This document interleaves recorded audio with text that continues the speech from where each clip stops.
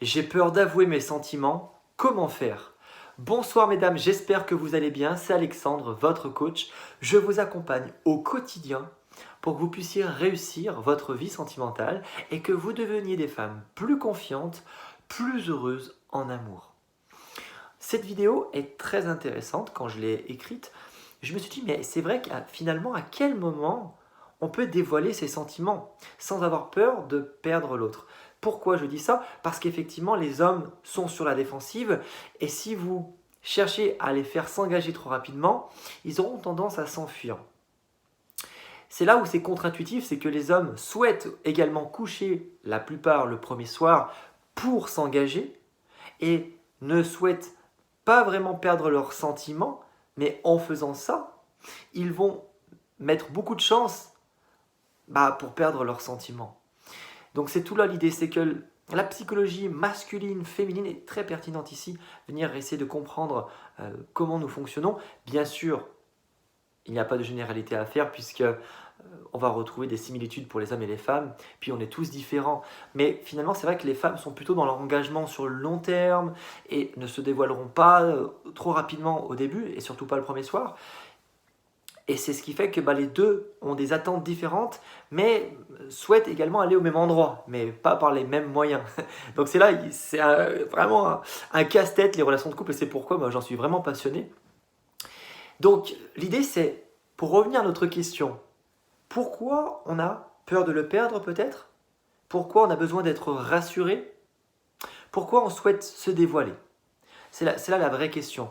Parce que comprenez une chose, c'est que dans une relation durable et une relation heureuse, qui n'est pas dans la dépendance affective, parce qu'effectivement, si vous ne vivez qu'à travers cette personne ou que quand cette personne est avec vous physiquement, que vous êtes en train de vous couper de vos amis, vous les voyez moins souvent, que vous avez tendance à changer vos émotions et à modifier vos actions selon la façon de penser, la façon d'agir de votre partenaire, c'est pas quelque chose de très sain pour vous et pour la relation.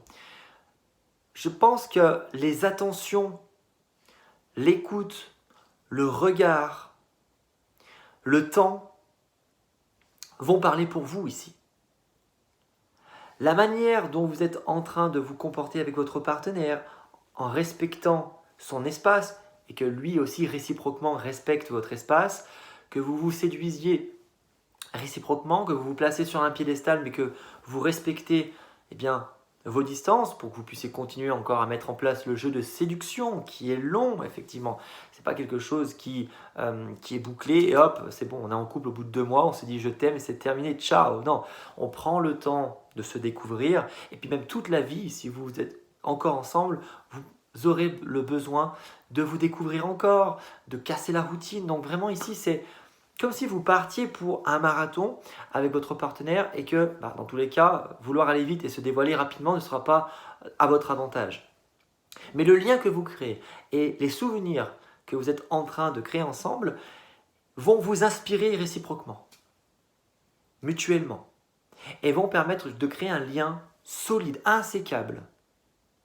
Et comme je disais justement précédemment, à partir du moment où il y a vraiment une connexion des attentes, des intentions mutuelles, on prend soin de son partenaire, on se met à sa place quand il ressent quelque chose et on essaie de choisir une réponse de qualité, ne pas forcément agir sous la vitesse, sous la rapidité, sous la colère. On a peur de froisser son partenaire, on est sincère aussi, mais on est franc. Mais voilà, il y a des façons de parler, il y a des façons d'agir parfois. Et voilà, c'est toujours dans un couple, ce qui est super intéressant, c'est de pas penser qu'à son petit cul. J'en parle souvent, ça choque un peu, mais c'est pas de penser uniquement à soi. Voilà, si on veut prendre une forme plus littéraire, dans le sens où voilà, on est deux. Et essayer de reconsidérer la personne avec qui nous sommes. Nous ne sommes pas égoïstes, nous sommes dans une relation avec une autre personne. Donc tout simplement essayer de discuter quand tout va bien et donc quand tout va mal. Essayer de se mettre à sa place quand il y a quelque chose effectivement qui mérite de l'attention. Bien que cela peut être toxique aussi quand on se met systématiquement à la place de quelqu'un. Mais bon, effectivement pour l'excuser. Mais voilà, s'il y a vraiment quelque chose que le partenaire a vécu, voilà, l'empathie, c'est ce qui nous caractérise aussi, les êtres humains. Donc voilà, un petit peu le fil conducteur de cette vidéo, c'est que je voulais dire, Si vous avez peur de vous engager et que vous avez peur justement de le perdre, eh bien commencez par ne pas dévoiler vos sentiments trop rapidement. Laissez les choses se faire. Laissez les connexions se créer. Laissez la complicité vous envahir. Puis vous verrez si vous pouvez vous engager plus rapidement.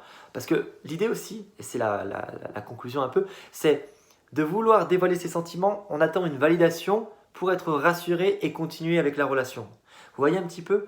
Donc voilà, essayez de tout simplement kiffer le moment présent. Voilà, faites en sorte que la relation que vous vivez soit unique et comme si vous ne pouviez pas la retrouver ailleurs. Avant de partir de cette vidéo, je vous invite à cliquer sur le bouton rouge s'abonner en bas à droite, puis un petit pouce vers le haut. La discussion continue dans les commentaires, donc dites-moi ce que vous en pensez. Et puis je vous fais une grosse bise, je vous mets également la vidéo d'hier sur l'écran. Et puis je vous fais une grosse bise et je vous dis à demain, mesdames, pour une nouvelle vidéo YouTube. Ciao, ciao!